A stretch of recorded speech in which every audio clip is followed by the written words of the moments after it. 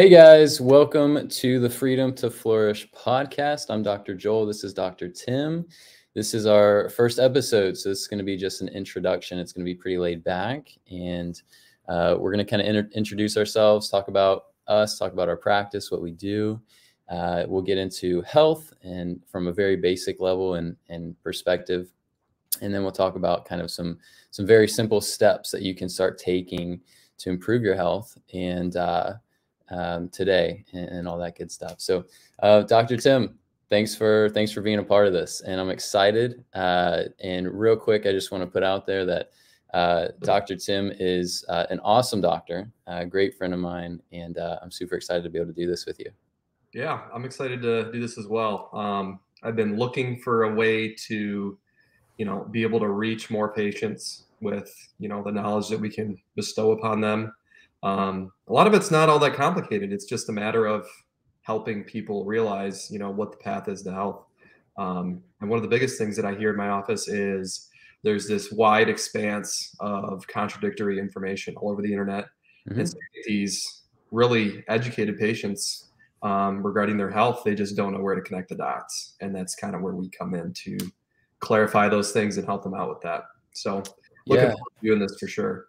Absolutely. Absolutely. I mean, we can even start there. There's so many patients that will come in and they've been on seeking help from Dr. Google, right? As we say, and just searching up everything. And there's so much information. I even, if I'm, writing an article or, doing some kind of content, doing some kind of research, sometimes I'll jump on Google and just kind of see what it says.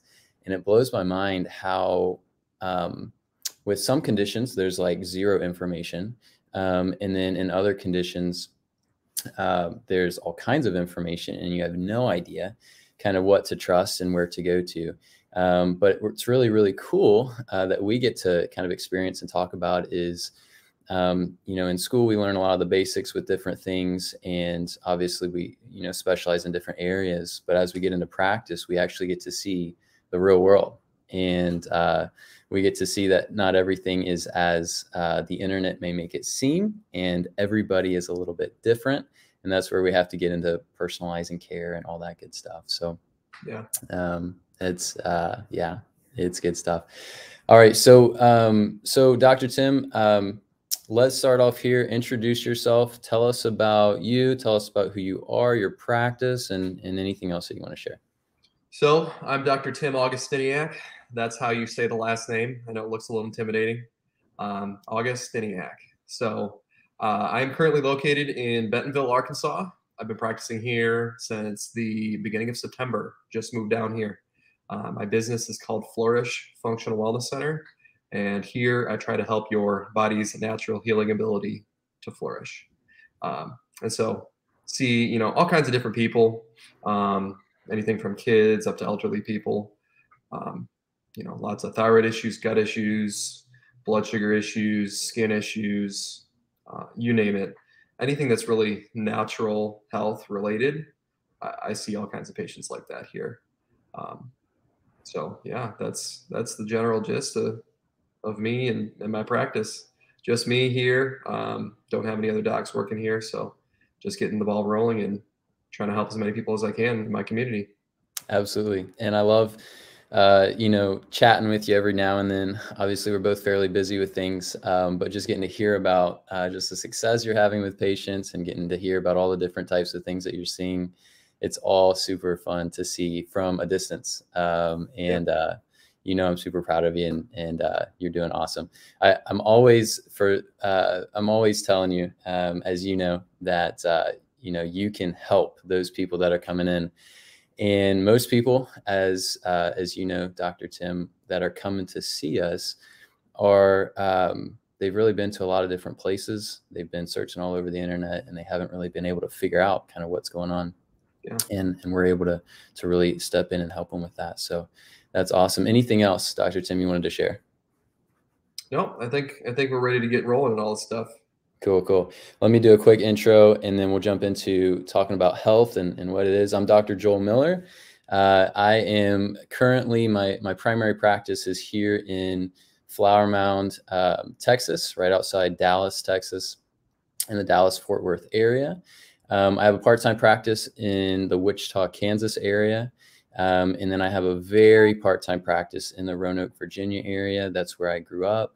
That's where my family is. So I like to travel back there every now and then. My practice, similar to Dr. Tim's, is it's a natural holistic health functional medicine practice. And, I see all kinds of different conditions, just like Dr. Tim had mentioned, ranging from, hormone issues to gut issues, a lot of thyroid stuff, a lot of autoimmune issues, skin issues. That's adults and pediatrics. The list goes on and on: anxiety, depression, all that good stuff. So, the joy that I have in practice is helping people really take advantage of the knowledge and experience that I've had, and as well as the techniques and skills I've been able to learn and develop to help them figure out basically what's going on with their health issues and actually get to the root of the issue. We'll talk about this, I'm sure, as we talk about health, but so many times patients are just pushed prescriptions and things that are addressing the symptoms rather than actually getting to the bottom of things. And then that's where you and I step in and are really able to help patients with that. But I'm super excited, like I mentioned before, to do this with you. As you had mentioned, we both have, such a desire to help patients. And if we can put out just information and knowledge that we're seeing live and in action, if we can put that out for other people, that they might be able to take that and learn from it and grow themselves, then I think that's it's well worth it. So very excited to be here.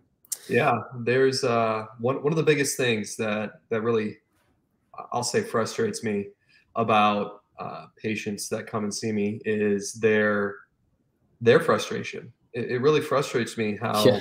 they don't get answers for what's Yeah. going on. And I'm pretty sure that you're set up as far as it goes for how you do treatment plans and all those things. Do you start with a longer first visit, 2 hours, and then Yeah. more visits? So Yep. both on the same page there, where we do a 2 hour first patient visit and then 1 hour follow-ups. And the reason for that is we take the time to really listen to our patients, figure out every aspect of their health, connect the dots with them, educate them as to where we're going to go with treatment and why we're doing that, and then also explain, okay, this is what you're going to go home and do, because we can only do so much for you. We can do what our job is, and that's to help narrow things down and figure out, okay, what supplements are you going to take, why are you going to take them.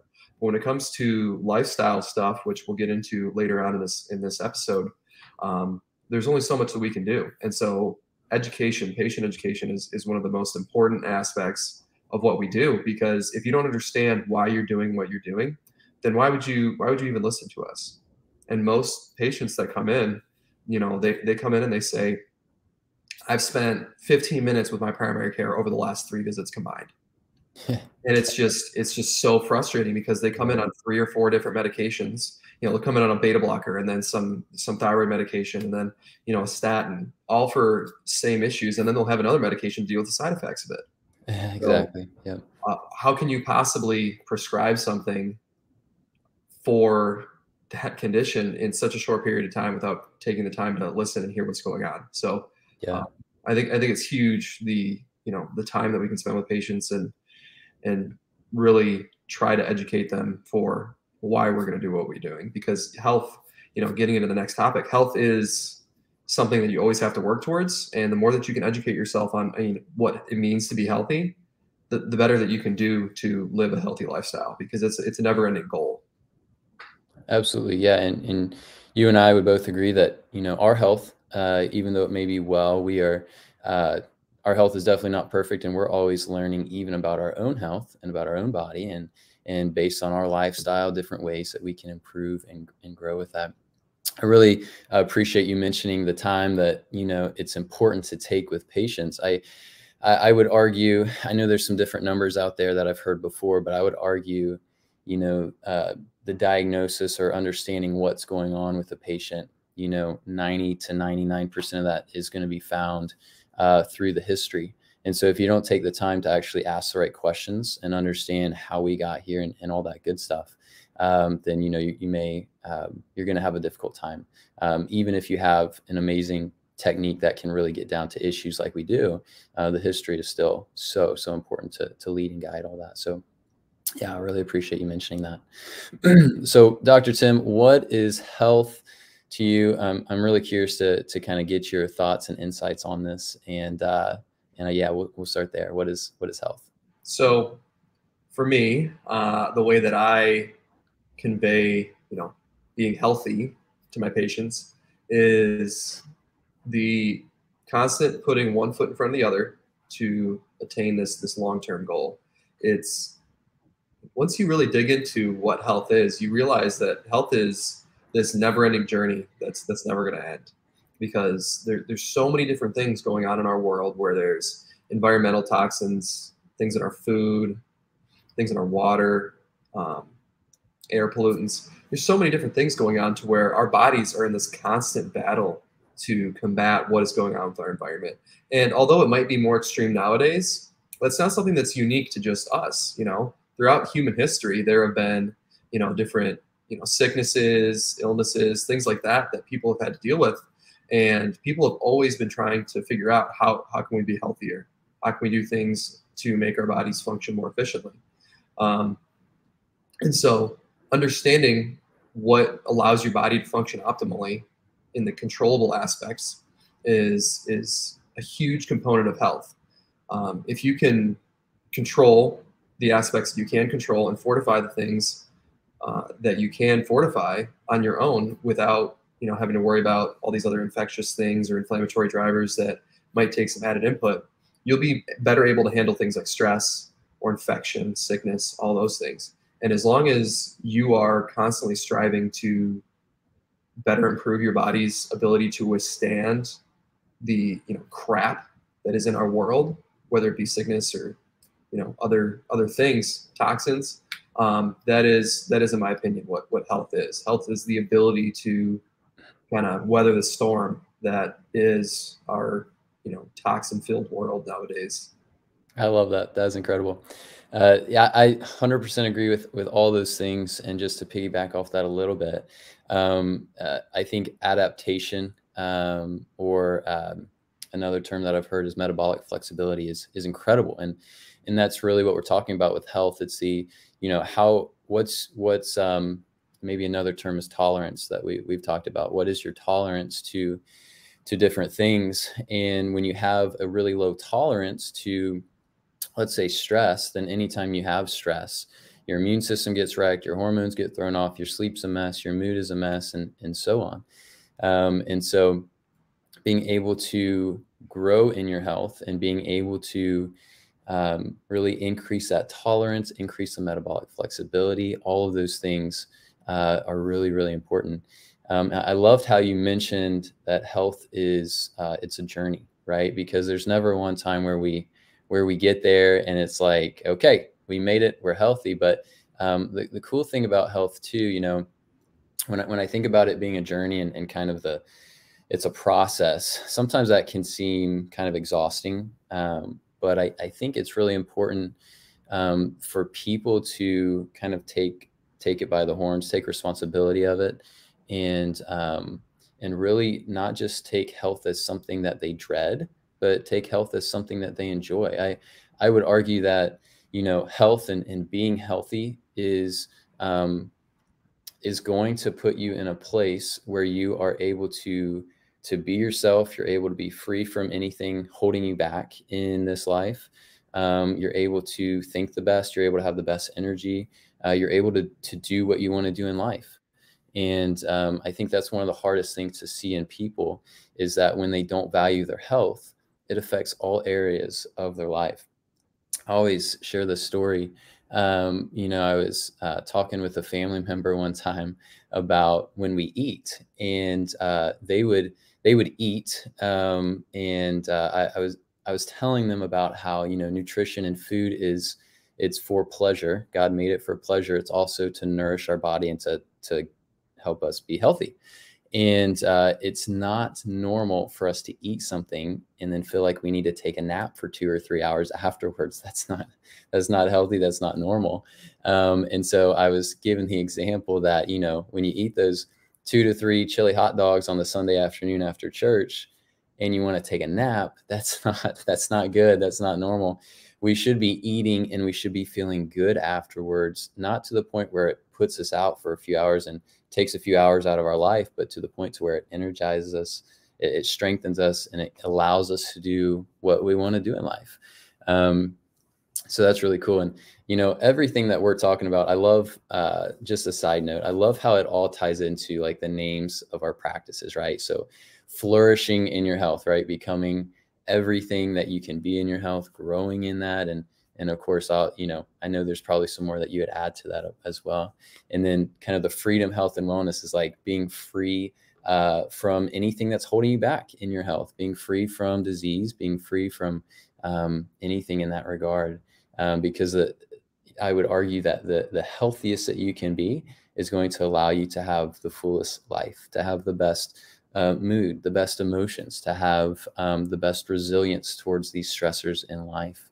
And a lot of it starts with how we live, what we eat, what we think, what we do. And obviously there's a lot that goes into health and how to live healthy. So Dr. Tim, anything that you would add to that? No, I think it's great that, you know, health is, you know, it is a journey, you know, and you hit all those points well. So I think we're good there. Okay, I appreciate that. Yeah. So, Dr. Tim, what would you say? What would you say, you know, in regards to kind of working with patients? I think one of the things that's important to talk about is if people are ready to take that step to live healthy and to kind of move towards their health goals. One of the things I'm interested to hear your experience, but one of the things that I've seen is that it's important for people to actually, before they jump into their health, to take a step back and think, okay, what are their goals? What do they want out of life? Yeah. And I think obviously the people that come into us, obviously they have a lot of different issues going on with their health, and they just, number one, they want to get out of pain. They want to heal their different health issues, balance their hormones, fix their mood, all these different things. And so they're motivated because of that. And so they've already kind of made up their mind. But I think for the average person, I think it's important to kind of mention that, you know, everybody kind of needs to take a step back and just think, okay, what do I want in life? And is my health impacting it? How is it impacting it? And, you know, what can we do to overall increase the quality there? Yeah. What do you have any thoughts to share on that, Dr. Tim? Yeah. Anything there? Absolutely. So the way that I kind of think of, you know, prospective patients, or, you know, people going through their own health journey in my mind, you have these people that are passively interested in some things, you know. Every now and then they'll see something on Instagram or, you know, social media about something healthy, and they're like, oh, maybe I'll start trying to be healthier. And Right. then they scroll past it and they forget about it. But then the more that they start to look at stuff, the more it pops up, and the more that they think, oh, maybe this is something that I want to do. And so they get motivated, and then at that point they seek it out on their own. So that's where they search out, you know, different health resources like we're trying to offer here, where we're trying to educate patients to, you know, be able to take charge of their health on their own. And then take a step further from that, and that's where a lot of people will call and say, I don't know what I'm doing, because I see there's so much information that I can't possibly narrow it down on my own, and I need help. Yeah. And so there's a progression there between, you know, just being exposed to it and thinking, I know there's something wrong, but I'm not really motivated to do anything yet. And then just slowly going through the progression of, you know, getting motivated to the point to where you're willing to do something. And that's why I think what we're doing is so important, because if there's not these little seeds that we're planting everywhere to, you know, educate people and get them motivated to take charge of their health, I think that that's, you know, a disservice to maybe people that aren't even our patients, but a disservice to the public, because our goal overall is to be able to help as many people as we can get as healthy as they can. Yeah. So we need to as just normal people, just you and me, as well as, everybody who's watching or listening, um, figure out where we're at in our journey, and then once you get to that point where you feel that, it's time to take that leap and do something about it, take that time to educate yourself and really try to walk with your health journey all the time, because it's like you said, you're going to go through peaks and valleys. Some days you're going to be really great, other days you're not going to be so great, and it's this never-ending process where if you can slowly over time gain your motivation and just gain those habits and gain that rhythm and that momentum in your health, it's just going to do all that much better. So I'm going to use a little bit of a prior, job that I had here as an example. But when I was an undergrad, I actually coached third, fourth, and fifth grade basketball. I had a team where just all the extra kids got thrown on it, and it was one of the best experiences ever. Nice. But these kids, they just wouldn't listen. They wouldn't listen. And the one day, finally, I was like, okay, I'm telling you to do these things, but as soon as I tell you to do it, it's in one ear and out the other. So what can you possibly do to make that an active thought in your own brain and take action on it? And I sat the kids down and I said, look, I can tell you what to do all you want, but you have to reach the point where this means enough to you to where you want to think about it and you make that active choice in your head to make it a priority and do it. And from that point on, all the kids that really wanted to be there and really wanted to play, they did what I told them, because they had that realization or that, consciousness of, it's my decision to do this or not. And I can either do it and see that change that's going to happen and I'm going to become a better basketball player, or it's not going to happen. And I think that's the same way with health, where, you can talk about doing it all you want, but, you see the bag of Doritos in the cabinet, you're like, I'm hungry, I'm just gonna have some Doritos. Or, you maybe you get to that spot where you're like, no, I'm going to throw all that stuff out. I'm going to cook dinner at home. I need a balanced meal, lots of protein and fat, and avoid those foods that I know give me troubles. And that's just the first step. And then I think it's awesome once you get to that point, because once you make that first step and you start to feel better, or at least feel good about yourself, get that dopamine surge, you just start snowballing. And that's where, if you start to fall off the wagon a little bit, it can get tough because you lose motivation. But the more that you take those small steps in the right direction, the better things are going to be. So, yeah, I think it takes, if there's one bit of advice that I really go back to, is it takes self-control, and it takes waking up every day and making a decision to be the person you want to be that day. And if that person that you want to be is somebody who's healthy for your kids, for your spouse, for your parents, whoever you take care of, or even just for yourself, you just need to make that choice. And that, it's not even just a health thing, but just wherever you're at in your life, make that choice to be who you want to be. But especially with this, you just need to make that a conscious effort and make the right choices. And it's not easy. It's definitely not easy, especially with, avoiding sweets and all the, the gluttonous things in life that just trap us. Yeah. But yeah, conscious decision, make that conscious choice every day. And that's something that I tell my patients all the time. Yeah, no, that's a great point. And I think just in life, we live a very fast life. Most people do. Social media, there's so many distractions in life. And sometimes we lose focus in regards to making our own decisions and being intentional about things. I think people just can kind of live in a daze. You wake up, you eat your breakfast, you go to work, you come back, you watch TV for a few hours, you go to bed, and maybe you see some friends in the meantime. But so many people just kind of live very simple in that way, instead of just kind of being alert and saying, hey, no, I'm going to make the most of today. I'm going to make the most of my health. I'm going to make those conscious decisions. I think that's great. For people that are thinking about, just taking a step to live healthier, we're going to share some things here in just a minute about just some very basic first steps you can take to start improving your health today. very basic things, but honestly, foundational things that go a long way. And we'll get into those. But there's a proverb that I'm going to paraphrase here, so don't quote me on this. But essentially, the question is, when is the best time to plant a tree? And the first answer is 100 years ago. The second answer is today. And so if you can take one step today towards whatever your goal is, if you just want to be healthier, you want to have a little better energy, you want to be able to be more alert throughout the day so that you can be just kind of active in whatever circle or scenario you find yourself in.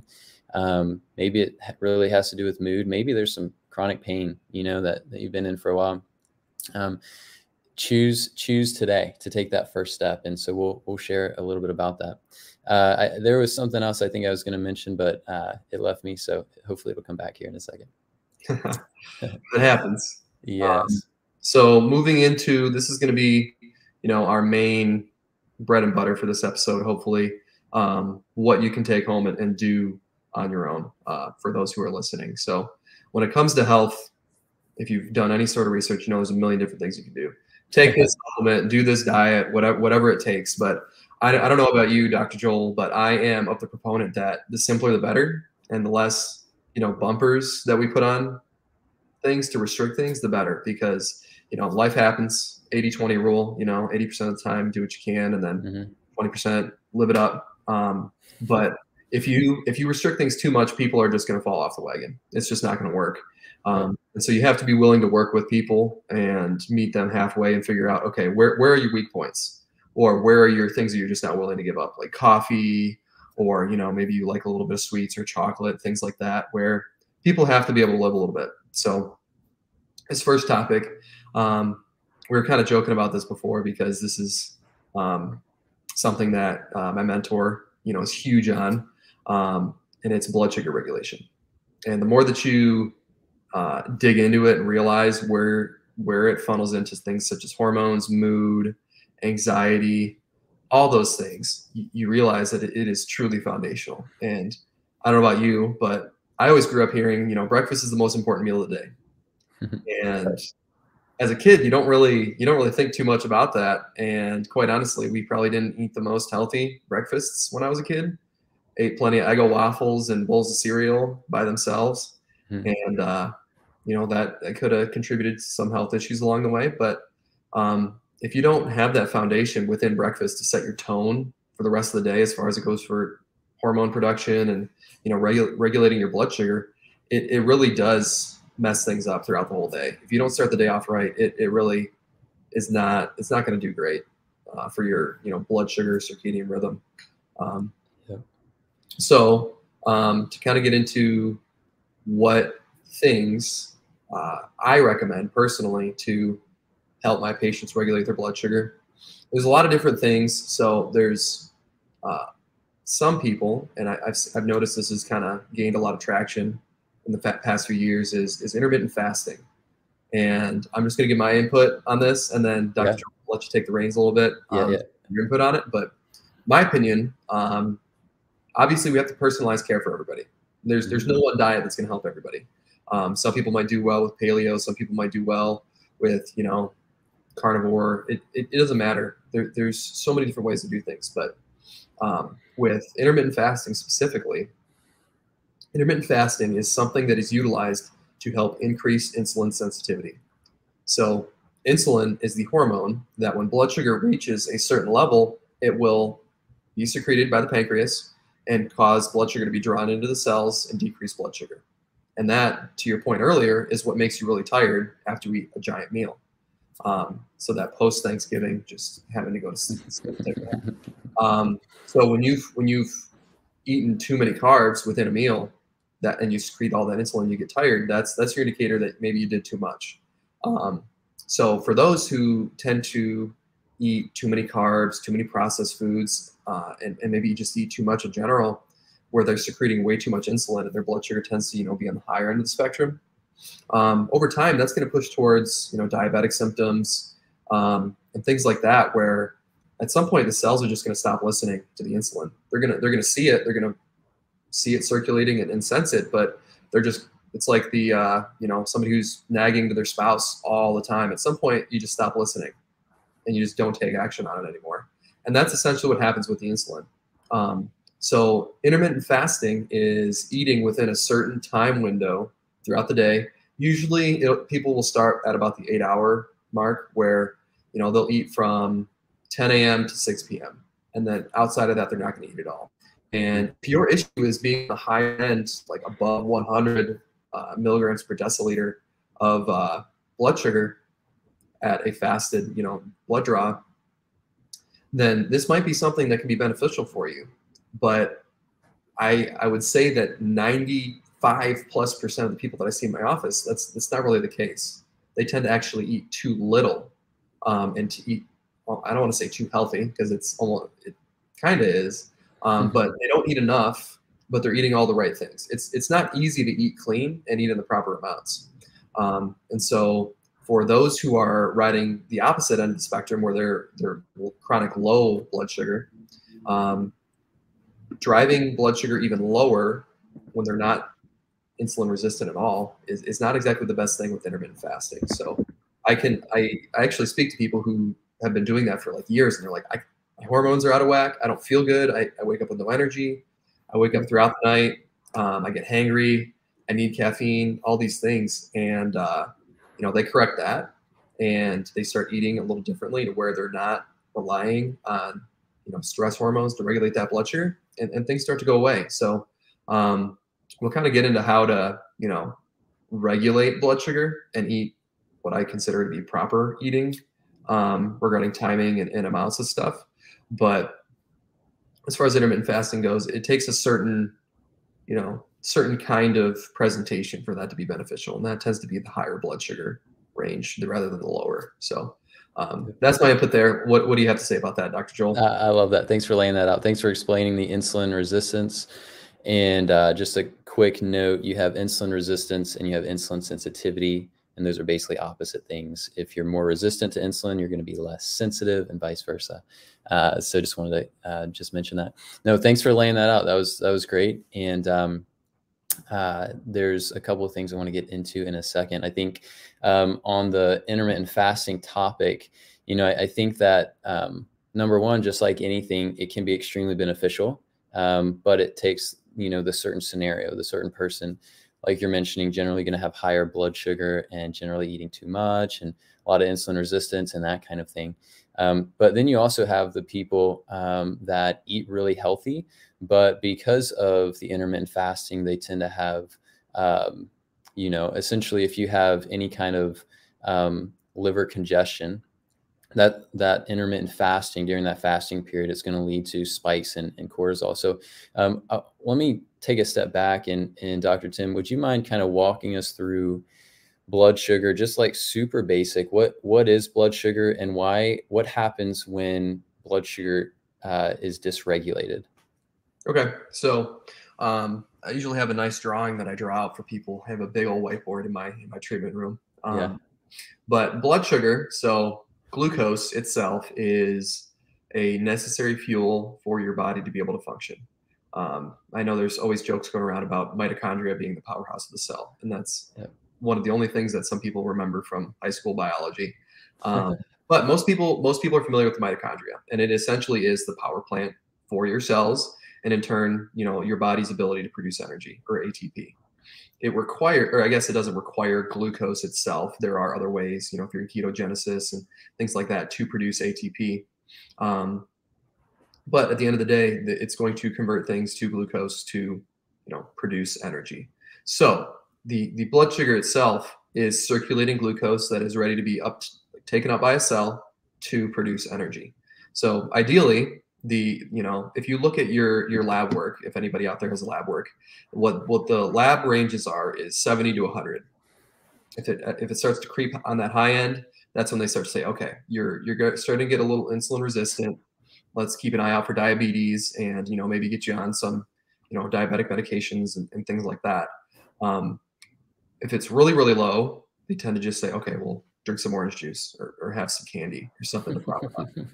And yes, that might be like a temporary fix, but that's not the solution to the problem. So I know, Dr. Joel, you, as well as a lot of people that we've learned from, they look at labs through a more narrowed range. That that is a component of functional medicine, where we try to see where there's a lapse in proper function rather than a pathologic dysfunction.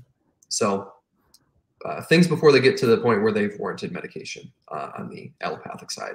Yep. So anyway, blood sugar within our range, or at least my range, I'm not sure what yours is, Dr. Joel, but 85 to 100 is that sweet spot where, as you're, if you're eating perfectly, as far as it goes for timing and totally taking hormone dependence out of the equation, you should get a nice swooping bell curve between meals. So from breakfast to lunch, you should get a nice, bell curve where it's staying within those bumpers, 85 to 100 and not going above or below that. And so when things start to get a little dysregulated and you drop below that 85 mark, your body, if you are, at a point in your health where this is a new occurrence for you to have a little bit of a low blood sugar level, you do have this, these stored sugars called glycogen, where your body kind of chains glucose together to where it's not able to be taken up by the cell, and it's basically a stored fuel source. There is a hormone that your liver will secrete called glucagon. And is it, Dr. Joel, is that secreted by the liver or is that the pancreas? Glucagon is, I believe, coming from the pancreas. Yeah. Okay. Yeah, I said that and I'm like, I think it's the pancreas. No, so you're good. Sorry about that, everybody. Coming from the pancreas, there's a hormone that's called glucagon, where it's going to mobilize those stored glycogen stores to increase blood sugar. And so in a normal, healthy, regular blood sugar individual, that's what helps you maintain what I call like stress tolerance or blood sugar tolerance. When people tend to get to the point where they call my office and patients come into my office, this is more of a chronic issue for them. And so they've reached the point to where I have this working theory that glycogen stores are pretty much used up. And so, or their ability to produce glucagon is somehow inhibited. And they've gotten to the point where in order to get enough of a boost, they need to secrete stress hormones to bring that blood sugar up. And so ideally, you shouldn't have to have any hormones regulating your blood sugar. But once you ride that low end by not eating enough or eating too many sweets and having it crash too much, what will happen is your adrenals need to contract, produce cortisol and other stress hormones to prop that back up to above that 85 range. So of the people that come into my office, this is the category of patient that I see most of the time. And what happens over time. So if you look at fasted blood work and say you have a patient with 75 for their fasted glucose, that is most definitely going to be somebody who says, oh, I get real hangry after I eat. I get real moody. I'm sorry, not hangry after, but hangry before I eat. Like if I know I need to eat, I get mad. I get jittery. These patients will end up waking up, in the middle of the night a few times because their blood sugar will drop low, and then the adrenals have to contract, secreting stress hormones. And then if you get stressed in your sleep, it wakes you up. It's that fight or flight response. So ideally, if you get somebody eating properly, that 75 will slowly make its way back up to, that 85 to 100 range where it ideally should be, to where your body is in a state of thriving rather than survival. So hopefully that helps, round out what blood sugar is and what it functions to do. Those stress hormones are going to bring it up. And then, on that high end, insulin is going to bring it down. And so as long as we can maintain it within that, that range, you take hormone dependence out of it, it takes a huge load off your liver, takes, gives your body resources back to produce things such as sex hormones, as well as filtering those things out through the liver. Because if you're burning up all the resources on stress hormones like cortisol or producing insulin, you're going to use up things like zinc, magnesium, vitamin B6, as well as all kinds of other things that are, utilized in the liver to drain those hormones out. So getting rid of those hormones, it does a huge thing for so many different aspects of your health. And it tends to improve mood. You don't get jittery, all those things. So was that kind of what you were looking for there, Dr. That Joel? was far and above. You crushed it. I love that. That was a great explanation. And I think the people that have really been looking into the different health issues and as far as blood sugar and dysregulation and whatnot. That's going to be just an awesome explanation for them. And so I'm as I'm listening to you, I'm so excited to jump into each of these topics individually, going forward in different episodes, because I think there's so much that we have to talk about. Yeah. And it's not only talking about sleep and gut health and hormones and constipation and autoimmune issues and COVID long hauler syndrome and all these different things, but it's also uh, keeping in mind how everything stays connected. And obviously, that's one of the things we do with our patients all the time, is we connect the dots for them. Somebody will come in with you know chronic ankle sprains, and they'll come in with hormone imbalances and migraines, and it turns out it's all connected. Yeah. And we're able to kind of tie the dots in. So it's really cool. Yeah. So let me reiterate some of the things that you said. I'm going to do a very condensed version. So essentially, the glucose in our blood, which glucose, just for people that maybe haven't heard that term before, that's going to come from your sugars and carbohydrates mainly. And of course, if you are fasting and you're not eating those, then your body will actually take different things like amino acids and so forth and turn it into sugar so that your body has it. And of course, once it kind of runs down on that, then you start getting into what we call ketosis and all that good stuff. And by the way, Dr. Tim, if there's anything you would add or correct if I misspeak, please step in. I already did one, so the score is 1-0. No, you're good. So that's glucose. It's coming from your carbohydrates. It's coming from sugars, and obviously there's going to be some that are way healthier than others, right? Your rice and your oats, for example, are going to be way healthier than the sugar that you're getting from your ice cream and sweets and energy drinks and Starbucks and all these different things. So we have that component, but basically, if for whatever reason, which we'll get into this in other episodes, but you're saying if your blood sugar drops, your adrenals will release cortisol to try to bring it back up. And of course, cortisol is also it's what makes us jittery. It's what impacts our mood and of course leaves us feeling awful. And so, is there anything that you would kind of add to that? And then, if not, I want to pose a question and kind of jump into what we would do to start addressing this a little bit more in depth there. Yeah. No, I think if you're reducing it to, hopefully the most manageable way for our listeners to understand, yes, if blood sugar drops low, cortisol is produced to prop it back up. And then, the goal is between lunch and dinner and then breakfast and lunch, then lunch and dinner is not allow things to drop below that line to, allow cortisol to be secreted. And as you just said, we're going to get into that in a minute. So I'll just hand it back over to you. Okay, I appreciate that. Yeah. That's huge. So as far as this, you've talked about breakfast being extremely important. You've talked about a whole balanced meal. You've talked about being high in fats, high in proteins. I think, we talk about protein a lot. What are some of the first things that you would recommend for people that they can start doing today with their nutrition in regards to helping to balance their blood sugar? Okay, so this is I'll give a disclaimer here. This is not something that I came up with. This is something that I've learned, and seen work.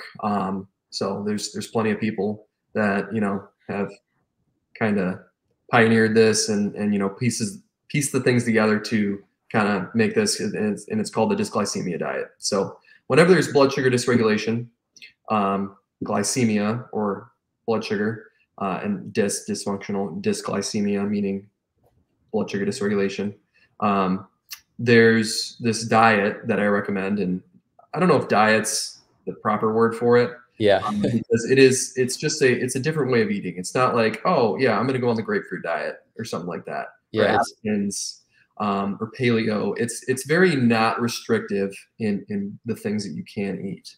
The only guidelines on things that you can't eat, or guidance on what you should eat, is no processed sugars. The textbook way is no caffeine, but you can kind of work with people on that because 80-20 rule, like I mentioned before, that's something that we can usually keep in within reason. But the general outline is 3 meals a day, 5 hours apart, and then within those meals, making sure that you get enough fat and protein to last you, as far as hunger goes, from one meal to the next. So the goal is to have breakfast contain enough protein and fat to satiate you so you're not hungry until lunch. If you start to feel hungry, it means your body's telling you to eat, which means blood sugar is low, and it means that stress hormones are being secreted. So when people are starting this diet, I always stress whole foods. So as far as breakfast goes, I'm a big proponent of, bacon, eggs, animal proteins that are complete, rich in fat, and are organic, grass-fed, ideally, because those are really going to give you the building blocks to build up your own tissues as well as fuel you throughout the day. Butter's great. All those things are awesome. So I'll kind of go away from the animal stuff a little bit with this, because there are some patients that come in that, for whatever the reasons are, I don't judge, but whatever the reasons are, they might be vegetarian, pescatarian, vegan, whatever it is, as long as you are able to get the macros that you need somehow in the right proportions, this should work, where breakfast, lunch, and dinner in the right spacing will regulate blood sugar.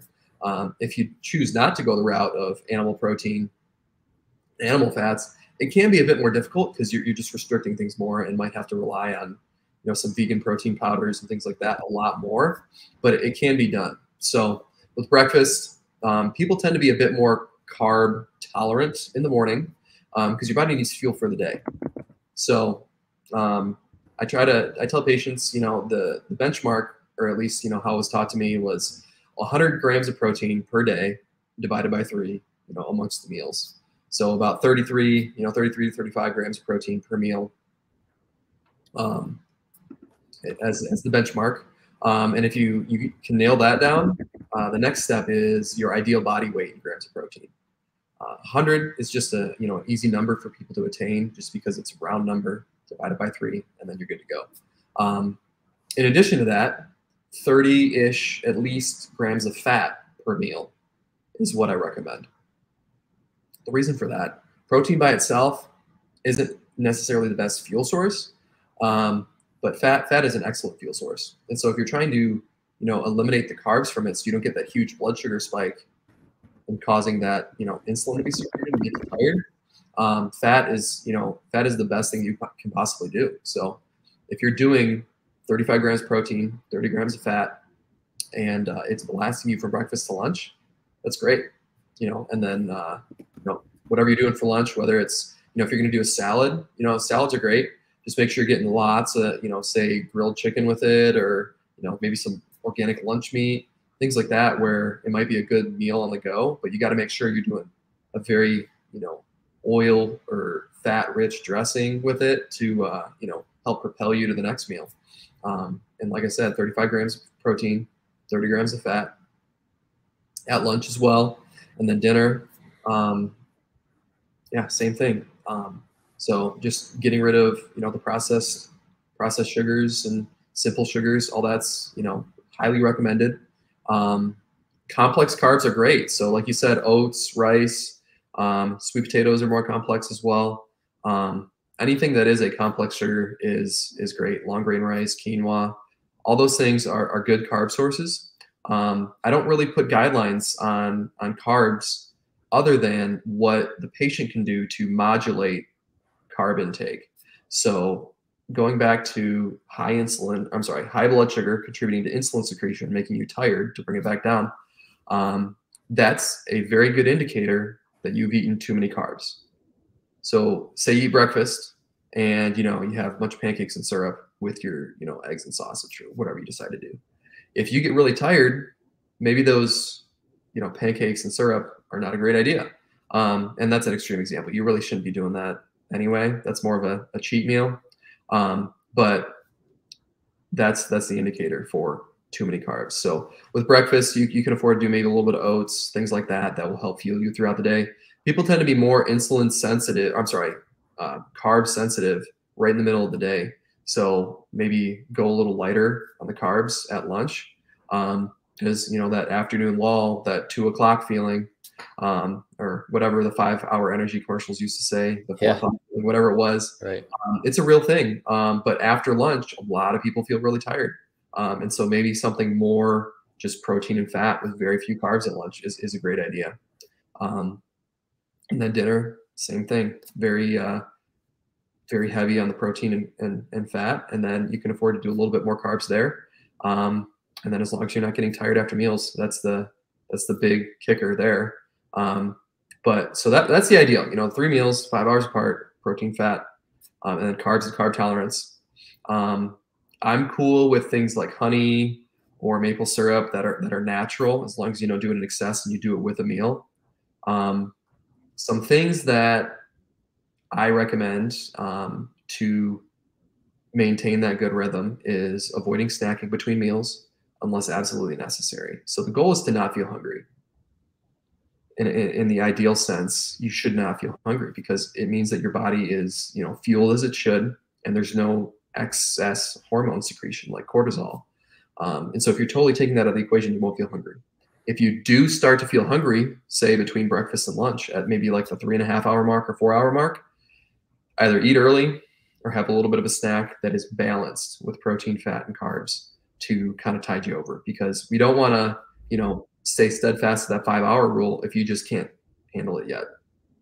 It's kind of a process of figuring out, you know, where your tolerance for things is and where your sweet spot is, and how many macros for each thing you need to fit into each meal. Because, you know, if you start getting hungry after 4 hours, it means you didn't eat enough fat in that previous meal. And so this is a, you know, a good example of where patient education and learning to listen to their bodies comes in to help them modulate on their own and take charge of their own health and their own blood sugar regulation with their diet. And so telling them, okay, if you start to feel tired, okay, you had too many carbs. Or if you're hungry before the meal, maybe an hour before, you didn't eat enough previously at the previous meal. Those things are things that I personally cannot do that for a patient. I'm not a chef. I'm not somebody who's gonna, you know, measure out exactly what they're eating. It's something that they have to pay attention to and be willing to work with. So in addition to that, getting rid of things like caffeine or artificial sweeteners between meals. Typically, the ideal is just water between meals. That's it. But if you wanted to do coffee or something like that, as long as it's pushed within a meal and you're not loading it with, you know, the 120 grams of sugar like your giant Starbucks drinks might have, it can be fine. Sweeten it with honey or maple syrup, and, you know, maybe some whole organic milk as like a creamer. But beyond that, just anchor your meals in protein and fat, eliminate the processed sugars, no snacking, and then eat to carb tolerance. And beyond that, it usually, it doesn't take that long for issues to start to go away if the issue is heavily metabolic. So you kind of have different proportions of, say your issue is 60% metabolic, 25% inflammatory, and then, you know, 15% other, you know, genetic factors that might play into it. If you really nail down the blood sugar stuff and your issue is, you know, the downregulation of your thyroid or, you know, stress hormones that arise from not eating properly in those 3 meals, it tends to go away pretty quick. And those tend to be, you know, people that are really, really happy, but it's not eating as you would expect. People like to say that in the United States we eat way too much. And for, you know, maybe the general populace, that is the case, but the people who try to be healthy, I find that they eat too little. So a lot of these people will be kind of feel like they're stuffed and have to rely on some protein powders here and there because it is so much protein and so much fat. If you were just to eat eggs for that protein amount in the morning, it's 6 eggs, 5 to 6 eggs. So it's a lot. But yeah, that's the dysglycemia diet. There's other things that you can do to support cortisol and, or at least the detoxification and support the energy levels, that we kind of plan on talking about a little bit. But for now, I'll just, you know, hand it back to you, Dr. Joel. I've talked Yeah. enough. No, that's beautiful. Yeah, we're gonna get into all this stuff. We're gonna talk. We'll have some different episodes and whatnot on just cortisol in general, and we'll talk about everything that we can there. As far as nutrition, we talk about taking kind of the first steps to living healthy. One of the first things I tell patients is just to start eating whole foods. So whole foods, of course, are going to be anything that just has a one food ingredient, right? Like avocado, just one ingredient, it's an avocado. And so when you do that and you really cut out a lot of the processed foods, instead of taking something out of a wrapper or plastic and putting it in the microwave, instead, if you take those same kind of ingredients and prepare it yourself, and you're just using whole foods, it's so much healthier, and you can really control what all you're putting into your body. I know some people will eat fast food once a day, sometimes for every meal, and that can really add up between the inflammatory seed oils, which we'll get into, between the different processed foods, and just the inflammation that can result from that. So I always recommend, if there's one thing health-wise, is start eating real whole foods. And then also tell patients, similar to yourself, 3 meals a day, 4 to 5 hours in between, so that your gut can digest and process the food, and then undergo kind of some self-cleansing, self-healing, which we'll talk about that later in some different gut topic videos. 3 meals a day, at least 75 to 100, if not more, grams of protein a day. And then, of course, fats are extremely important. Carbs are important, but one of the things that I'll encourage people with is, depending on your output, depending on how active you are, more carbs may be more helpful. But above all, I've found that the ratio is extremely important, from proteins to carbs. So generally, a 2-to-1 ratio is what I've found is a good guideline to go by. So if you want to eat like 50 grams of carbs throughout the day, then you should have at least 100 grams of protein. And I think if people can keep that ratio balanced somewhere in that range, I usually find that they're able to keep their insulin sensitivity at a good place. They don't get insulin resistant, and they're able to continue to balance out their blood sugar. And then I'm also a huge fan of not snacking. If you're going to eat a good meal. And if you're going to eat a good meal, then you generally want to have, like we've talked about, 4 to 5 hours in between until your next meal. So those would be kind of my pieces there. This has been incredible, Dr. Tim, and I think we should wrap up here. We've got so many good things to talk about going forward, and I'm so excited to jump into each one of these. Before we wrap up, Dr. Tim, share a little bit about how and where people can find you, and if there's anything else that you wanted to mention, please do so as well. Okay. So I think I've mentioned everything I've wanted to mention so far. All that blood sugar stuff it's really the foundation of living healthy, in my opinion. It really, really is. It's just straps so many resources from other things that can be allocated in your body. And it's such a simple thing to fix. Just eating properly is, you think it's very straightforward and that everybody would know how to do it, but most people don't. And it's a huge education tool for, people that are on both ends of the blood sugar spectrum to regulate things. All kinds of issues can arise from it. And that is, in my opinion, the first step to living healthy. You regulate sleep, decreases stress. You get better neurotransmitter production. There's no downside to eating properly. So if there's one thing that you can do on your own, one thing that you can do on your own, it is eating properly. So nice. Do it. Just do it. Just do it. You won't regret it. Give it a week Absolutely. or two to nail down for sure. And you will not look back. I promise you. Absolutely. But anyway, as far as it goes for finding me, you can just search up Dr. Tim Augustiniak. Maybe throw up Dr. Tim Augustiniak, Bentonville, Arkansas.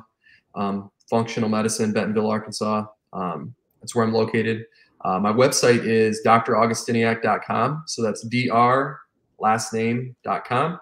I have all kinds of health articles on there that touch over all kinds of things that, we're going to talk about in this podcast. I try to be as, fruitful with information with, everybody in the public as possible, just for the sake of, educating and helping people out as much as I can. There's always going to be these little holes where, you know, we have our role to help people with those inflammatory drivers and identifying underlying, you know, root causes of issues and how to connect the dots. But, you know, all the at-home stuff that we're just going to tell you at the first visit anyway, try to nail that stuff down on your own. You know, it saves our time, it saves your time, and, you know, it's going to improve your health regardless of whether or not you wanted to come see us, you know. But yeah, so reach me on my website there. My Instagram is dr.tim.augustiniak, and then have a small YouTube channel, and then as well as, you know, things like Facebook, Twitter, all those that you can find linked to my website as well. So yeah, definitely, if anybody who's listening wants to, you know, hear more information or anything, don't feel hesitant to reach out to either of us. You know, we're happy to help everybody out for sure. Yeah, awesome. Appreciate that. Yeah, you can find me online at drjoelmiller.com, drjoelmiller.com. If you go on YouTube and just look up Dr. Joel Miller, you'll find my page. You can also find me on Instagram, X, formerly known as Twitter, and then Facebook as well.